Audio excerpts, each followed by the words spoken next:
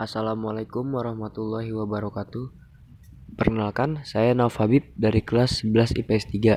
Di sini, saya ingin menjelaskan dari 3 gambar tersebut dan apa saja hubungannya.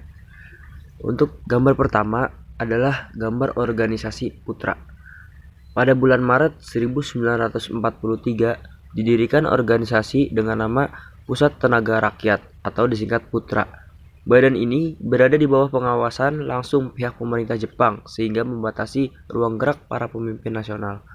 Struktur kepemimpinan Putra dipimpin oleh Ir Soekarno, Dr. Handes Muhammad Hatta, Kiai Haji Mas Mansur, dan Ki Hajar Dewantara. Pembentukan organisasi ini bertujuan memusatkan segala potensi masyarakat Indonesia dalam rangka membantu usaha perangnya.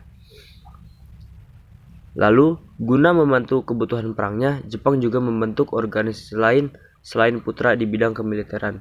Di gambar kedua, ada gambar peta.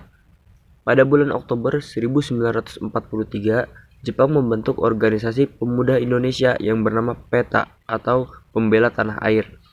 Organisasi ini merupakan suatu bentuk tentara sukarela Indonesia yang beranggotakan 37.000 orang di Jawa dan 20.000 orang di Sumatera. Di wilayah ini, PETA disebut Gyugun. PETA dibentuk sebagai pasukan gerilya pembantu guna melawan serbuan pihak sekutu. Korps Perwira PETA terdiri atas para pejabat, guru, kiai, dan bekas serdadu kolonial Belanda. Organisasi militer ini menerapkan disiplin yang sangat ketat, namun organisasi militer ini dapat dimanfaatkan dengan baik oleh orang-orang Indonesia yang duduk sebagai petinggi PETA untuk melakukan indoktrinasi ide-ide nasionalis Indonesia. Tak hanya dalam bidang kemiliteran, Jepang juga memanfaatkan tenaga rakyat Indonesia secara paksa demi kebutuhan material perangnya. Di gambar ketiga adalah gambar Romusa. Romusa adalah sistem kerja yang paling kejam selama bangsa Indonesia ini dijajah. Tetapi pada awalnya, pembentukan Romusa ini mendapat sambutan baik dari rakyat Indonesia. Justru bahkan banyak yang bersedia untuk jadi sukarelawan. Namun semua itu berubah ketika kebutuhan Jepang untuk berperang meningkat. Pengerahan Romusa menjadi sebuah keharusan, bahkan paksaan. Hal tersebut membuat rakyat kita menjadi sengsara.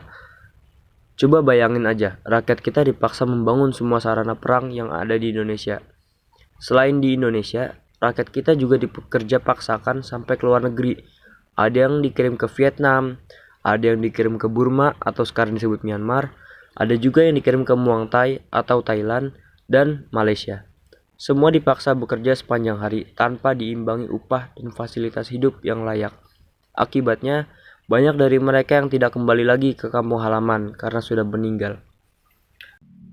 Dari penjelasan tersebut, ketiga gambar ini saling berhubungan terkait usaha-usaha Jepang memanfaatkan rakyat Indonesia untuk memenuhi kebutuhan perang mereka, khususnya Perang Asia Pasifik. Sekian penjelasan dari saya, kurang lebihnya mohon maaf. Wassalamualaikum warahmatullahi wabarakatuh.